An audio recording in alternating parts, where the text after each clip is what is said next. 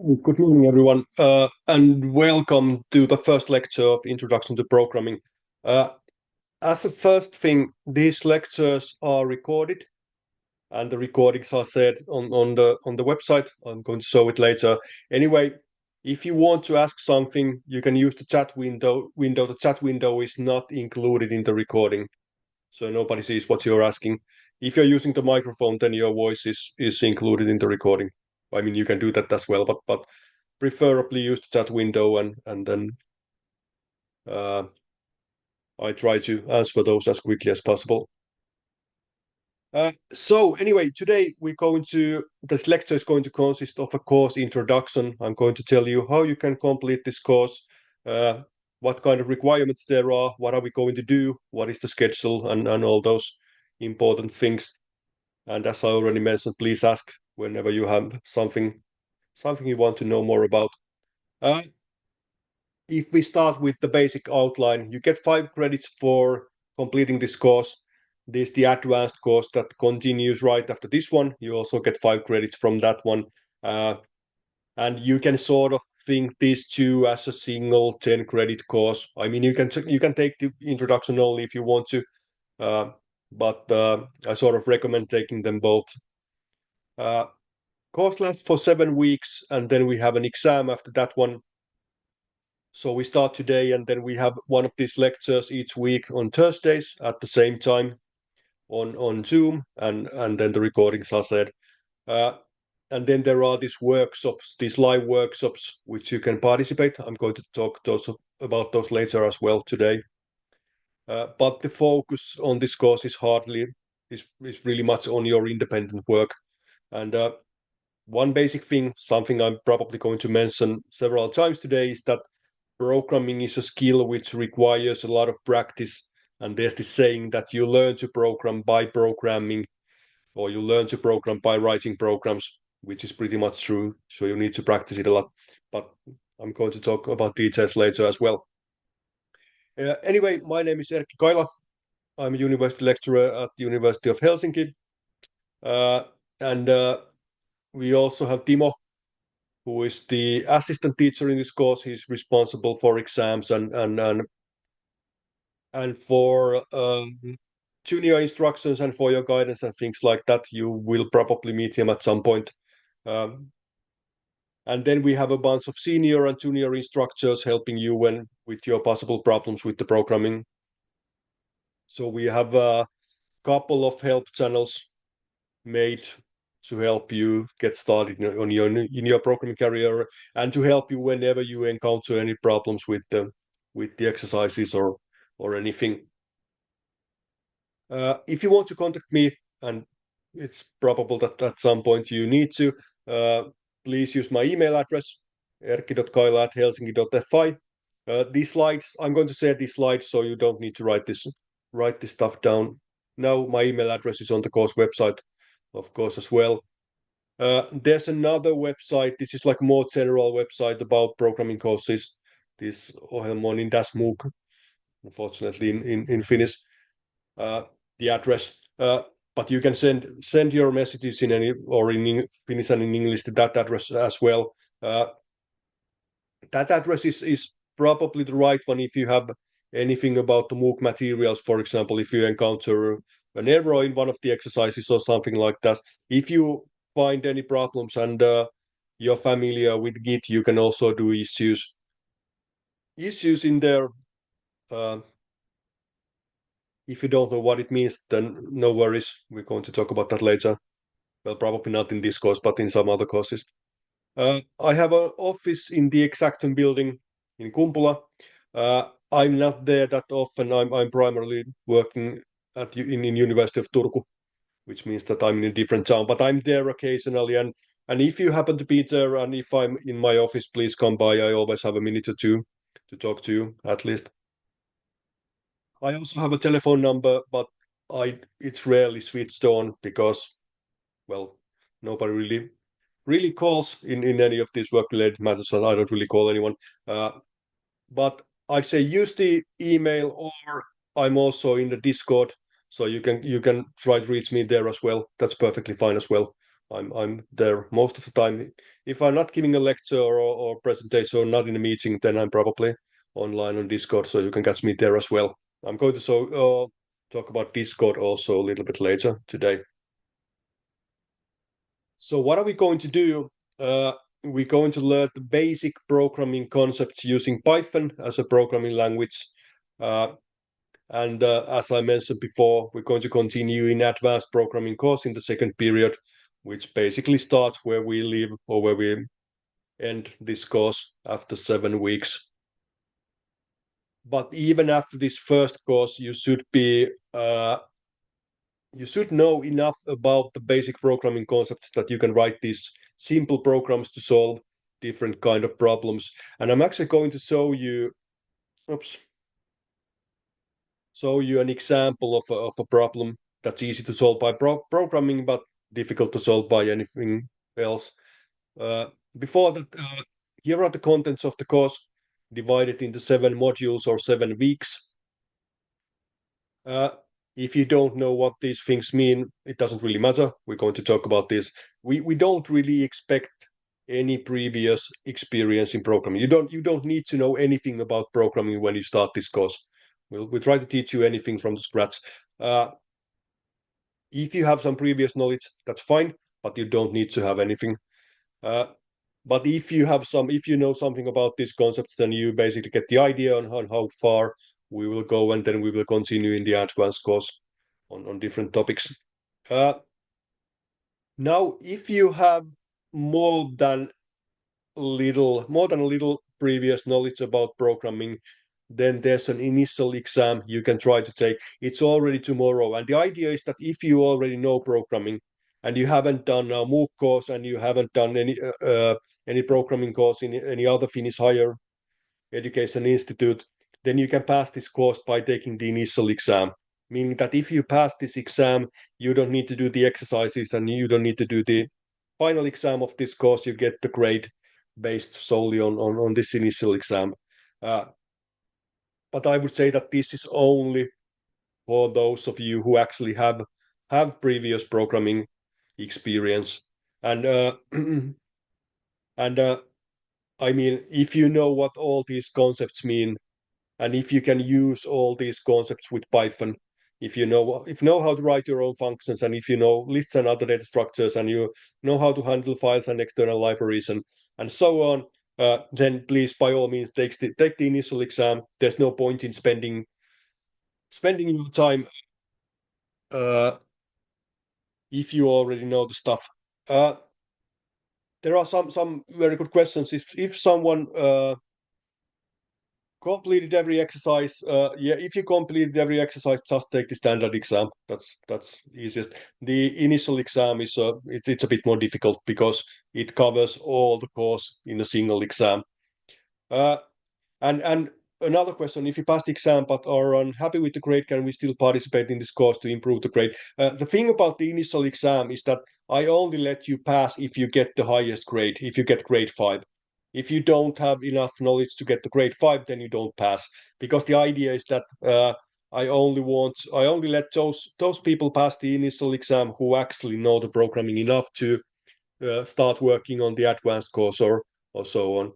And for that, I want to know that you actually do know the programming.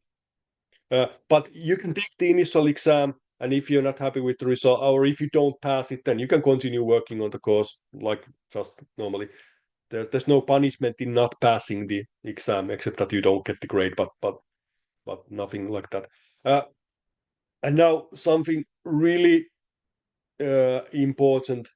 If you want to take this initial exam and it's already tomorrow at noon, please send me an email today, meaning that I need to have your email tomorrow morning at 8 o'clock. If I don't have it, then you can't do this because I need some time to set up the system or set up the emails and for everyone. And I do have some other things tomorrow morning, unfortunately. The initial exam only includes the Python material from the introduction course. There's a separate initial exam for the advanced course when it starts.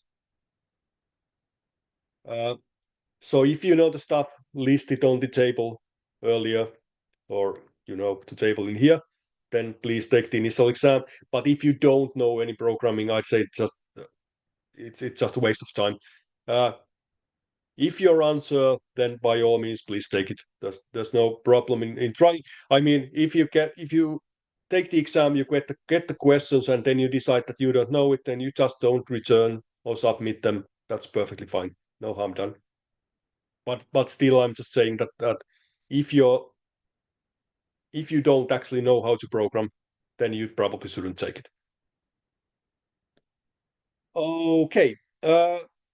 Then what do we mean by programming? I mean, you're probably all familiar with the term, but what it actually means, it's like what this is like a formal definition. It's that we are writing programs using a programming language, and the person writing those programs is called a programmer. And why do we need to write programs? Now, you're all familiar, or you all heard a discussion about the current AI tools, and I'm thinking that almost all of you, or if not all of you, have used and are using the current AI tools. And we're talking about artificial intelligence and intelligent systems and things like that. But the computers, if we really get down to it, are still quite stupid in a sense that the computers can perform simple operations, nothing too complex. But what they can do, they can perform those simple operations really quickly, meaning that the modern computers can perform like a billion simple operations in 1 second. And when we combine those simple operations, we can perform really complicated tasks and solve really complicated problems. And that's what we're doing in programming usually.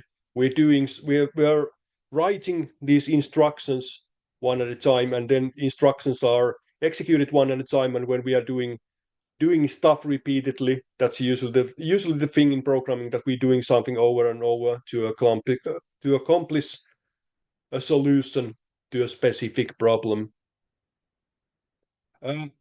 There's also been some discussion on whether we need to learn programming because we have all these modern AI systems. I'm going to talk about that, actually going to talk a bit more about this later, but I can say now that we do still need programmers, even though we have AI systems that can write code at least in some level, but there's still need for experts in programming in various steps in software development. So programming is still an essential skill in IT and in other fields as well. So I'm going to show you an example, something I did myself. This is from a couple of years ago, but I think it's still a valid one. And the reason I want to show you this one, that it's a real life example in a sense that it was a real problem that I had, or actually one research group had. It's also the solution that this one is something you're going to learn during this course. So it's not overly complicated in a sense that the program written to solve this problem is something you should be able to write after completing this course. And so what was the problem is that there was learning analytics data from elementary school level. So basically there was a bunch of data and a lot of data containing calculations. And the idea of those was that there was like a calculation and then the answer, some of them were correct, some of them they were incorrect. And the research group had a bunch of questions or a bunch of different problems where they needed the data. And the problems were like find all subtractions where the first number is less than 21 and the second has only one digit. So all of those calculations, they needed to find exactly the ones where the first number is less than 21 and the second one has only one digit. So something like 11 minus 6 or 19 minus 4, but something like 24 minus 7 needed to be filtered out because 24 is more than 21 or is not less than 21. And 19 minus 11, 11 has two digits instead of one. And during this kind of data for human would be perfectly fine if there were like, I don't know, 20 of these calculations, maybe 100, but there were actually several million of these calculations in total. And they needed to do the filtering and they asked me to help them in this one. And the data file looked something like this, although there were more columns in each line. But there's basically like a tag for what is the calculation, then the actual calculation. There's the answer somewhere. It's not included in this data, and then there's some data about who performed the calculation and when it was completed, and so on. And approximately 250,000 lines per file, and there were, I don't know, maybe 16 files if I remember correctly. So you get the point, a lot of data.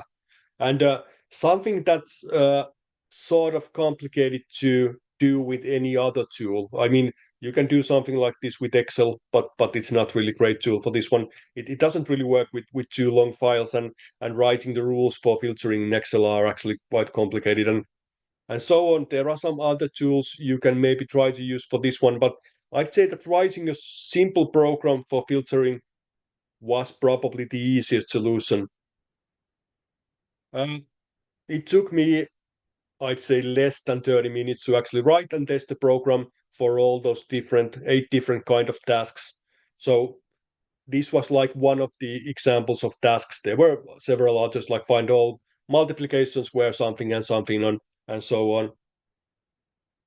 And then with the 5 million rows of data, it took less than a minute to do all the filtering for all those 8 different kind of tasks. And I say that this is a good example of a sort of the problem itself wasn't complicated, but what made this problem complicated was that there was so much data. There was way too much data for anyone to actually do this by hand or manually, or actually check all the lines one at a time and try to pick just the ones they needed. And writing a simple program for this one wasn't. It was a task you should, as I said before, it was a task you should be able to complete after completing this introduction course. So we're going to learn about reading files and writing files and then filtering data and comparing strings and all that kind of things you need for this kind of problem. So now I'm not saying that you're not probably going to encounter this kind of specific problem, but I'm certain that at some point you will have some kind of tasks or problems that are easy to solve with programming. So, for example, when you're doing your thesis, maybe later you're handling some data, then it's really likely that you're going to benefit from being able to manipulate the data by using Python. It might be a lot easier than doing it with any or whatever kind of material or tasks or whatever you're doing. Okay, so if we get down to basics, what is Python? I've been talking about Python. It's a translated programming language. And what the translated meaning at this point is that when we write a Python program, it's just text. And then that Python program can be executed by a Python translator. And good thing about this is that when we have that single Python program or whatever number of Python programs, we can translate them or we can execute them anywhere in any system, any operating system where we have the Python translator, meaning that the single Python program can be executed in Windows and in Mac and in Linux systems and in Android phones and iPhones and whatever systems where you have a Python translator. So instead of writing like a separate program for all of those systems, we can have the same Python programs executed in all those systems. Python is also free, so you can download it freely, and you actually need to download it and install it during this course. It can be used for various purposes. It's a great this sort of general programming language, but it's very popular in some specific contexts like artificial intelligence, machine learning, biotechnology, are just some examples. You can use Python for game programming. Not, I mean, to some extent. If you're talking about like this modern 3D computer games, then you probably need to use something else. But for you can use Python for graphical games, and it's actually something we're going to do at the end of advanced course.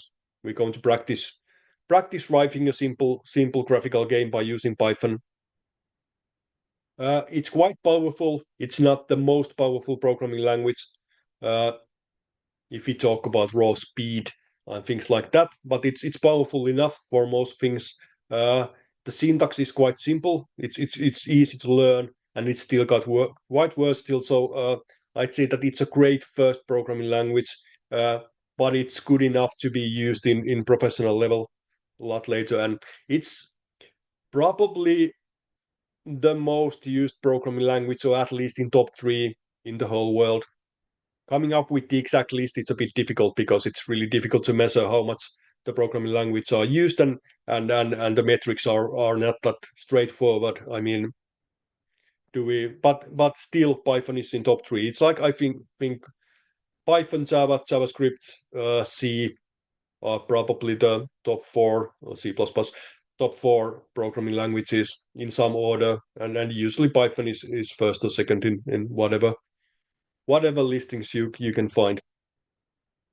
So when you're learning Python, there's going to be plenty of applications for that one, and there's going to be plenty of resources online, and there are a lot of external libraries you can use to extend it to do almost anything you want to. So what do we actually do in this course? Now there are 2 components. There are these shared sessions for Thursdays, these sort of lectures, and why I talk about shared sessions, I'm sort of hoping for the first lecture we're having today is sort of this introductory to course, and I'm not really talking about programming concepts today. And the reason for that is that I want you to do the first steps yourselves. Again, this is related to what I said before about the fact that you learn to program by writing programs. And that's why you start by writing those simple programs. And then the main part of your work is done in mooc.fi. But for these upcoming lectures next week, I'm going to of course talk about programming and programming concepts, and I'm going to show you a lot of examples. And then I'm hoping that because you have the chat open all the time, that you ask questions and provide comments and all things when we're doing this. So let's try to make the sessions as interactive as possible. So it's just not me talking, but well, it's probably just me talking, but you commenting and asking questions, and so I can show you. Let's try to make these as useful to you as possible. You don't learn to program by just listening someone talking about programming, but it can help you in learning to program. Also, because we are recording these lectures, you can use them later, and you can just listen to specific parts or whatever if you're having any problems with the exercises. And then there's finally an exam at the end of the course. And now learning to program requires a lot of work. And how much work it requires, it really depends on actually on a lot of things. Some of you will learn it faster. Some of you will require a bit more work. I promise that all of you will learn it. It may seem difficult at first, but all of you will learn it. I'd say that reserve something like 10 to 20 hours per week for these exercises. The first weeks are probably a bit easier, but as I said, this is really subjective. Some of you require more work, and some of you can do it with less work. Don't be frustrated or something like that if it seems really difficult at first, and if it seems that you will need a lot of time. It will get easier eventually, I promise you that, but it may seem difficult at first. And now all the course material is found in here, and actually this is the only thing I hope that you write down from this lecture. I mean, yeah, you can write down anything you want, but this is one thing you need to write down. So this address programming-24.mooc.fi, this is all we have. We don't have any Moodle page or anything like that. Everything needed is here, and it looks like this. So this is the starting page. Here are all the information you may need. Here's the link for our Discord server.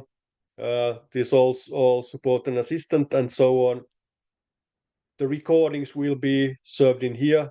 These are last year's recordings. I will upload this year's lectures here, and I try to do it after the lecture on the same day. So Thursday's lecture should be here by Friday morning. Yeah, thank you for providing the link. So the link is now in chat window. You can just click it over there.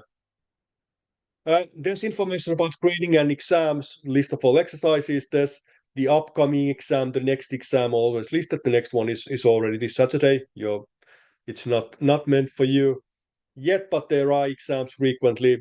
There's a separate section for support and assistance. There are frequently asked questions which you should take a look. List of common error messages, and then the most important stuff is of course this Excel content divided into 7 parts for this introduction course, and then there are additional 7 parts for advanced course in programming.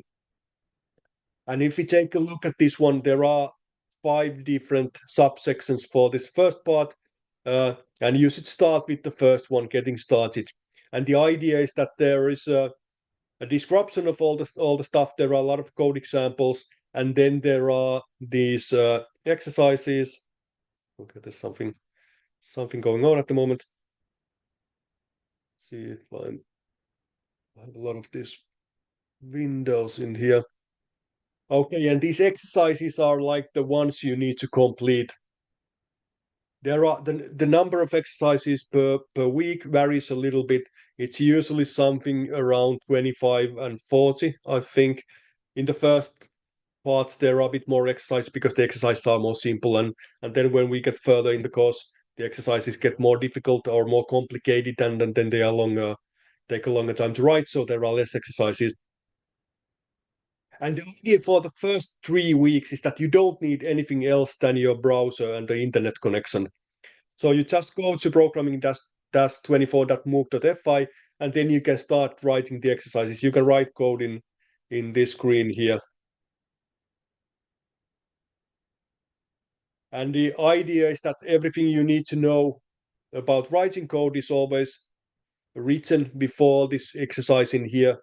And when you're done writing your solution, you can test it by clicking the run button. It displays the output of your program, and when you're happy with the result, you can click the test button, which submits the exercise to our server, and then it will provide the solution. There's something with my internet. Okay, now I get the exercise completed. Congratulations, and now I get the point for this one. And after you complete it, you can't lose the point. So you can try different solutions. It doesn't really matter. You can test your program as many times as you need to. So if you don't get the point, you can retry it, and then you can test it again. And that's because that's how programming works. Even if you're a professional programmer, the really usual cycle in programming is that you write a program, you test it, you fix the errors, you test it again, and you keep on doing that until you're sort of certain that your program does what it's supposed to do. Now there were some questions. How do we submit our exercises? Well, by clicking the test button. Do we need IDE for exam? Yes, at week 4, you're going to install a separate IDE or a separate code editor called Visual Studio Code, which we're going to use from afterwards. So for the first 3 weeks, you don't need anything else but your browser, and then at week 4, you're going to need an external editor. I will talk about that on week 4, and also if you're having problems in installing Python, which was also a question.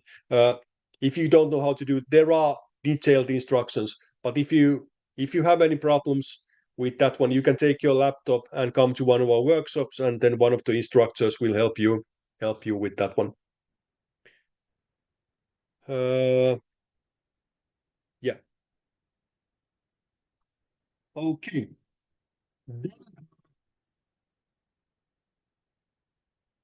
No, the instructions for the exam on upcoming exam this Saturday don't apply for the initial exam. So if you're doing the initial exam, send me an email. You get the exam tomorrow at 12. You get the initial exam by email, and you get the instructions on completing it.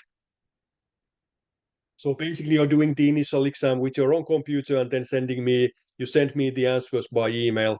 It's a sort of a simple system. We use something a bit more complicated, a bit more sophisticated with the actual exams, but the initial exam is a special case, and it's usually quite small one. So and yes, there is There is an initial exam for the advanced programming course as well, but that will happen at the beginning of that course in 8 weeks. Good question. If we work on a weekly basis, do you recommend doing the parts and exercise before these joint sessions, or is it fine to come to the joint session before we try that week's material? I'd say that I think I have a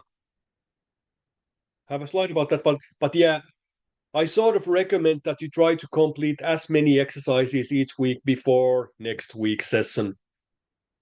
You can keep on working after that one. I'll talk about the deadlines in a minute, but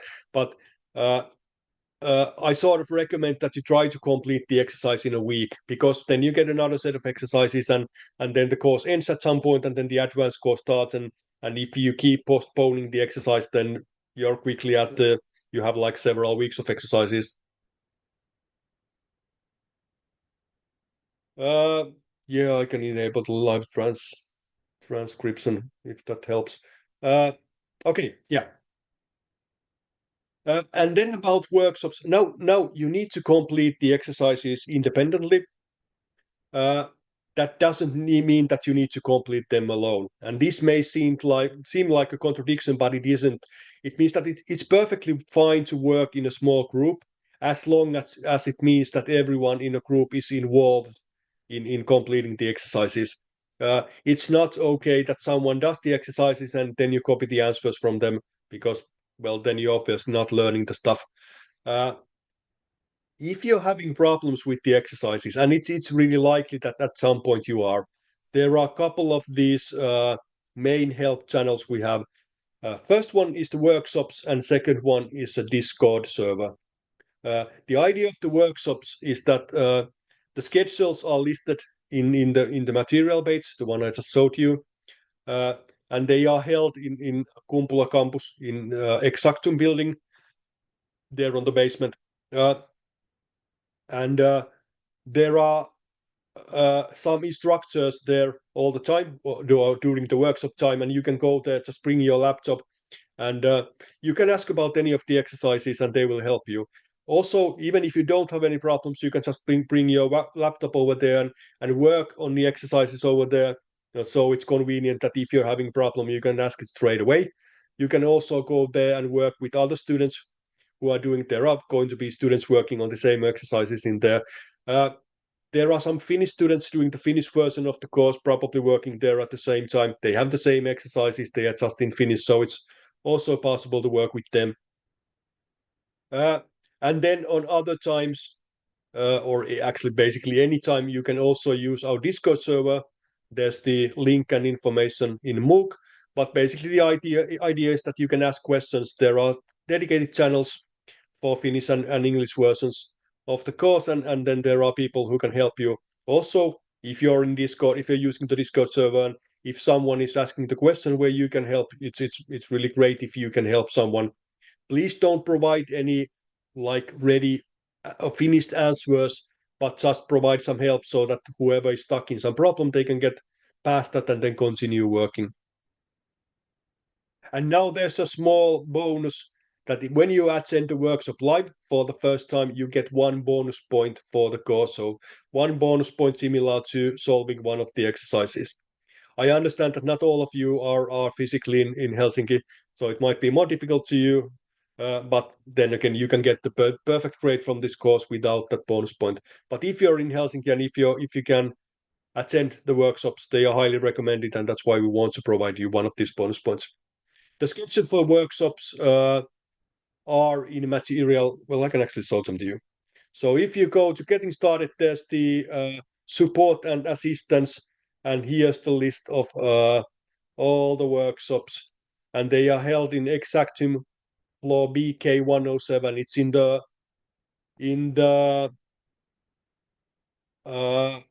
first or second, under the first floor, whatever you call it, like underground in Exactum building. It's really easy to find, and if you ask anyone in there, they will tell you where it is. And these are the times when there are instructions there. There are also listings for Discord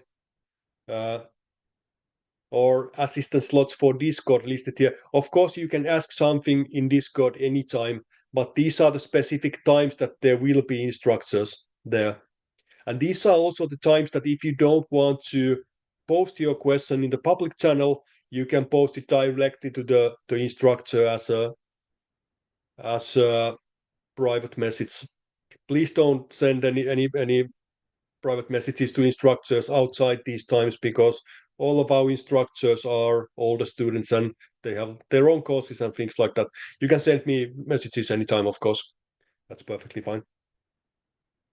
You can find me in a Discord as well under my name, Erkki Kaila. So to sort of summarize this, it's really important that when you encounter any problems that you seek for assistance as quickly as possible. So go to Discord, go to workshops, go somewhere. As I said before, at some point there will be exercises you probably can't do on your own, and that's sort of part of the deal. That's how it's supposed to go. And at that point, when you get some assistance, then you can probably get past the whatever problem you have, and then you can continue working and so on. So please don't give up and just move to the next one before you ask someone for assistance. And don't think that you're the only person having problems with this one. As I said before, most of you will at some point think that the programming seems difficult and you need some assistance. And that's why we have a bunch of instructors who are there just to help you with these potential problems. And related to that one, something I mentioned before, is programming difficult? Yeah, for most of you, it may appear to be difficult at first. And the reason for that one is that it's so different to other skills. I mean, programming is not mathematics.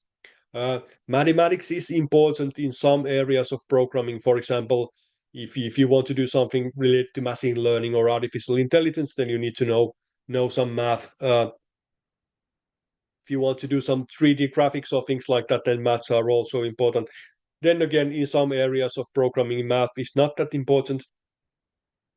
You can do some game programming, for example, without using almost any math, or you can do some text processing or stuff like that without using too much mathematics and things like that. In this course, we expect that you know like the basic sort of elementary school math. I mean, you need to know basic calculations, and you need to know what it means, what is like a power or square root or something like that, but nothing more complicated than that. But programming is not mathematics. It's not logic either. It has some elements from both of those, but it's also a bit like problem solving and things that there are a lot of different things connected to it, and that is the reason why it may seem like a difficult thing to master at first. But I promise you that when you keep on working, you will understand it eventually. There's a lot of research done on learning or programming learning or programming pedagogy. I've done a bunch myself as well. And although there are some different sort of like theories and different aspects to that one thing that all researchers agree is the importance of active learning. So again, I'm repeating myself, you learn to program by writing programs. You learn to program by programming. And that's why you start your programming careers by writing your first programs yourself in the MOOC, and then we'll keep on working on that one. And the TMC is the system we're using in MOOC. There are some programming tasks and some quizzes. So at the end of each section, again, I can maybe show this to you. So if you take part one, and if we take any of these parts, at the end of the section, there's this simple. Okay, there's for some reason they may not be active. Well, there are some quizzes anyway listed here. For example, this background information. And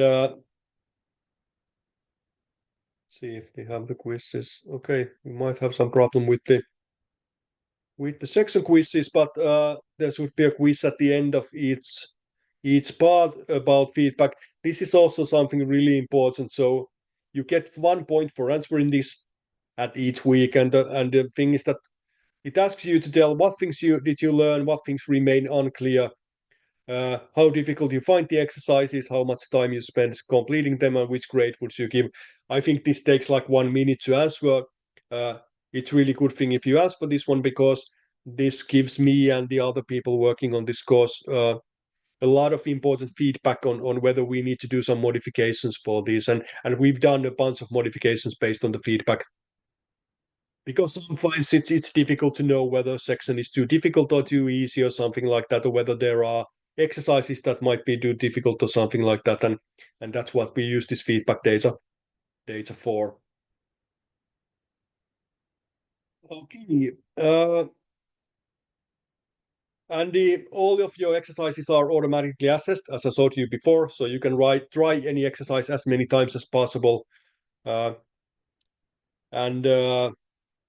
first 3 weeks you do in browser only, then you install Visual Studio Code, which is it's actually quite good editor, and it's an editor used in industry as well. So it's not just something we use for learning, it's an actual editor used by professional programmers, and that's why we use the same one.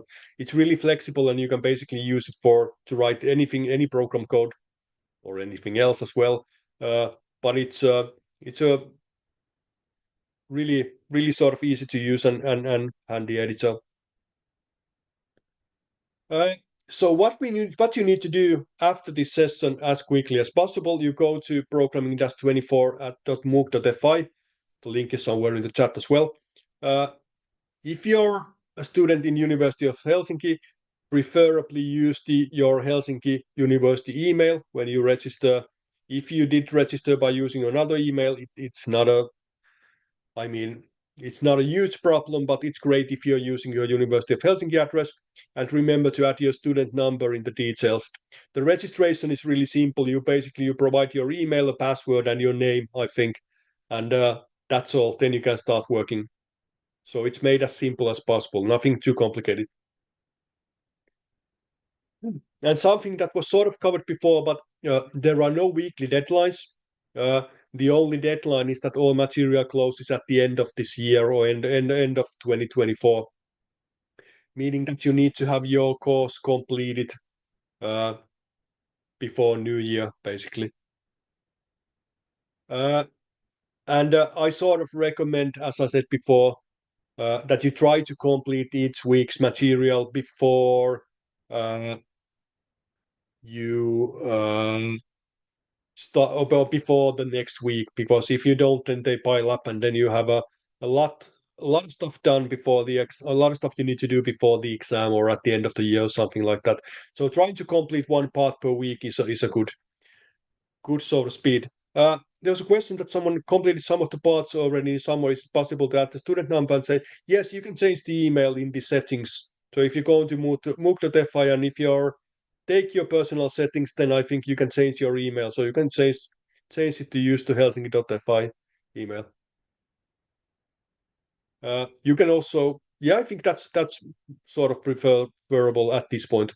So if possible, just change it to Helsinki email. I mean, you can still keep on using the old one if you want to, but it makes my life a little bit easier if you're using the Helsinki email. It makes registering your grades and stuff like that a little bit easier for me. About requirements, you need to get at least 25% of points from each round or each part. And this is built in the system so that the next part opens when you get 25% from one part. So when you complete at least 25% of points from part 1, then part 2 opens in the MOOC. So you can't access part 2 exercises before you completed 25% of part 1.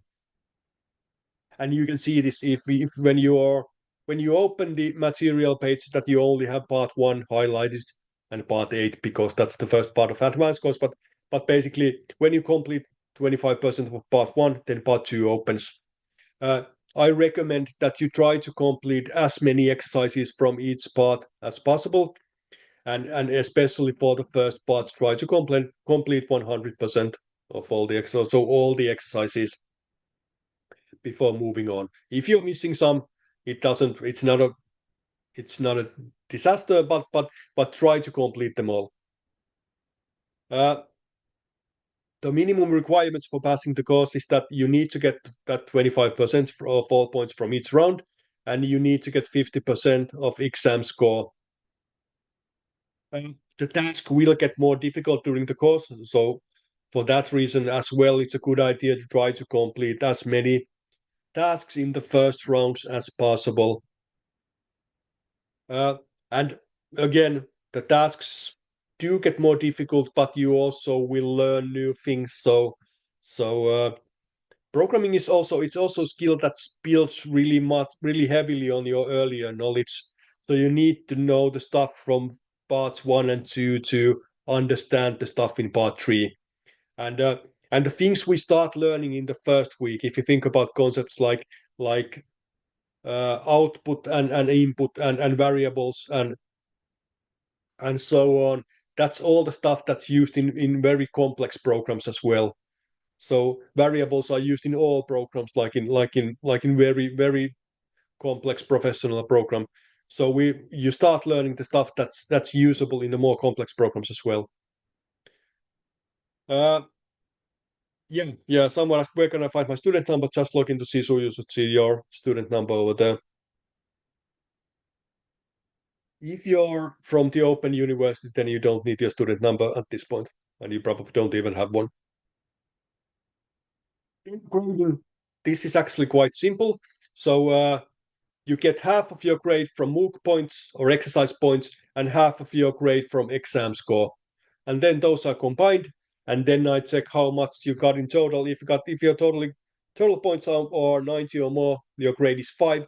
If your total points are less than 50, you will fail the course, and then you see the rest of the grades in here. So half of your points comes from those exercise points you're collecting starting from today. And for that reason also, it's a good idea to try to collect as much as possible. If you get minimum amount of exercise points, like 25% from each round, uh, and even if you get the maximum score from exam, your grade will still be only 3. So to get the best possible grade, you need to complete quite a lot of those exercise points. But there's a catch in there that if you actually do all or almost all of the exercises, then the exam will be really easy. I promise you that if you complete almost all of the exercises during the course, then the exam will be there's nothing difficult on the final exam. And about exams, there will be at least 3 exams. There might be more, but at least 3 are promised. The dates are announced in the material. They are actually there already. You do the exam electronically with your own computer, and basically the idea is that on the exam day, the exam is open between 10 in the morning and then in the evening. You can do the exam whenever you want to. You have 3 hours, and when you start doing the exam, the time starts running, meaning that you need to spend the 3 hours over there. You can attend as many exams as you like. Your best grade is the one that counts, meaning that if you get grade 4 from the first exam and then you come to second exam and get grade 3, then the 4 is still the exam resistant in SISU.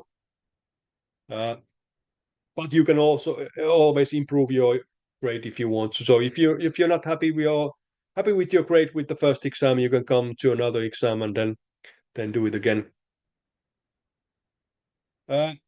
Actually, about this one, because the exam so yeah, you can complete this course within this year, so it doesn't need to happen during this period. I sort of recommend that you try to do it in this period because the advanced course is going to start in the next period, and you most of you have other courses to attend as well. But yeah, you have until the end of the year to complete this course. There are exams coming until the end of the year as well. Now, a little bit about the use of artificial intelligence, and as I said before, most of you are probably familiar with the tools using stuff like ChatGPT or whatever. Uh, and you can use the large language models or AI tools for some purposes. And these are also listed in course page, but you can use the AR for information retrieval or explaining and summarizing topics. So if you didn't understand something, you read the material and you didn't understand how the conditional expressions work or something like that, you can ask AI tool that can you please Can you please tell me how the if statement works in Python or something like that? And it's also permitted for identifying or explaining errors in the code you produced yourself. So if you write some code, it doesn't work, and you get an error, you can ask AI tool something like, why does this code produce this kind of error? It's possible that you can also ask these kind of questions from our instructors in workshops and Discord, but sometimes this is useful. Oh, there's a question about why are all the exam dates on a Saturday? The exam dates are on a Saturday because we share the exams with Open University and with all the MOOC. The MOOC is done by a lot of other students than university students as well, and Saturday has it's based on our experience. Saturday is the most convenient day for anyone. I know it's not a perfect day. I know some of you may be, for example, working on Saturdays, but it should be suitable for most of you. If there are a bunch of you who find it unsuitable, then we can try to organize at least one exam on some other day, but basically the exams are on Saturdays. Also question, what AI programs do you recommend for the top 2 quizzes? I'm basically using ChatGPT myself for most of these things. I think Google Gemini will probably do a good work. Well, did it change its name again? For any of these, if you're using Microsoft Copilot, it can definitely perform these tasks as well, and whatever you use to. But I'd say ChatGPT is the one I've been using mostly. And the use of AI, you can't use for anything. You can't use it to generate program code, meaning that it's forbidden to ask any AI tool that here is a task. Can you please give me an answer? That's considered cheating. And you can't use the AI tool at all during the exam. A couple of words about cheating. I'm hoping and thinking that all of you are in this course because you want to learn the stuff, and that's why you are in here. And learn the stuff. Of course, you need to do these exercises by yourself. Again, working in small groups, there's nothing wrong with that one, but meaning that you can't copy them from anyone else, including the AI tools. We use some methods to detect cheating, especially in the exams. If you are caught, then there are some university procedures which will happen after that one, and basically means that at least your exam is failed, and there might be other consequences as well. But please don't do anything stupid like that. But as I said, I'm sure that you are all here to learn this stuff because this is important. So I said the programming is still an important skill even with the AI tools. The question, there are only 3 exam dates available for the introduction to programming. There will be at least those 3 dates. There might be one more date at the beginning of next year, but let's see. It sort of depends on if there are people who need to take the exam then. So I'm not promising there will be more. There will be at least those 3, but there might be like one more. I don't count on that yet. Then we usually provide, so as I said, we collect a lot of feedback from these courses each week, and at the end of the course, there's a separate course feedback. And I think it's a good idea too. And it's sort of customary that we show them feedback from previous year's course in this one. We did get a feedback stating that there are a lot of exercises to complete. There's a lot of work to complete. That's, as I said, that's not an accident. The whole idea of learning to program is that you write a lot of programs, and that's why there are a lot of exercises. And then, sort of, well, not surprisingly, but there were a lot of feedback stating that the course exam was really easy, and it was something I said before. If you complete enough of those exercises, then the course exam will be really easy. Then there was a question that why do we need to use Visual Studio Code? Why we can't just use the browser to write the exercises? And the reason for this one is that I want you to learn some real life tools or tools actually used outside of those browser, outside of this course. And why is that? Is that I think the programming is actually a useful skill which you can actually use to solve a lot of different kind of issues and problems related to materials and a lot of stuff. Uh, and for that reason, you need to have tools you can actually use to write programs outside this course. And that's why we use Visual Studio Code. And I mean, there are a lot of other editors as well. We are using Visual Studio Code because we have a plugin for that one, which connects it to the material, to the MOOC. Uh, uh, and it's sort of lightweight and it's free. You can download it and it's available for all these different operating systems. So we're using that one. There are other quite decent editors if you want to use something else after this course. So nothing wrong with that one. Uh, and uh, and another question I got from last year's feedback, it was there quite frequent, is that why is the deadline of exercises at the exam day? And what this means is that you get your grade based on the exercise points and the exam score. And now your exercise score is recorded on the date of on the morning of the exam date. Meaning that if you would take the exam this Saturday, uh, I will download your exam score this Saturday morning at 8 o'clock or before 10 anyway. And then I think it actually says 8 o'clock. And then that is the score that's used to calculate your grade, that score and your exam score. If you want to collect more points after that exam, then you need to retake the exam as well. So you can't just do more exercises after the exam to get the better grade. And the reason is, of course, that it would be impossible for me to check that whether someone has collected more points bit after the exam. So this means that if you want to do more exercises after the exam, that's perfectly possible. You can do that, but then you need to take the exam again as well. Okay, that may not make any sense at this point, but at some point it will. And I think this is pretty much what I have to say about this one. So what I want you to do after this exam, it's only 11:15. You have like 30 minutes reserved for this exam, lecture. So you probably have time to go to programming-24.mooc.fi, register, and try to complete the first couple of exercises. The first ones are really easy.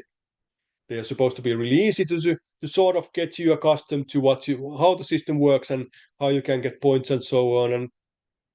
And then keep on working on that material whenever you have time. If you encounter any problems, come to one of our workshops or go to Discord server, ask your questions. You will see that there are a lot of friendly people in both those who will help you with whatever questions you might have.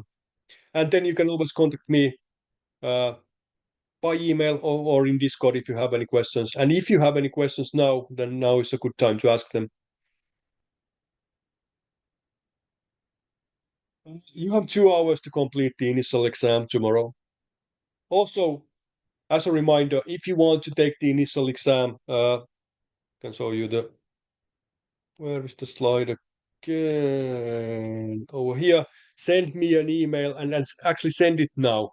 I need to have the exam or the email by tomorrow morning, but the best bet, if you're going to take the exam, send it immediately now. Just log into your email, and if it's not open already, and send me an email. Just say that I want to take the initial exam. That's all I need. Yes.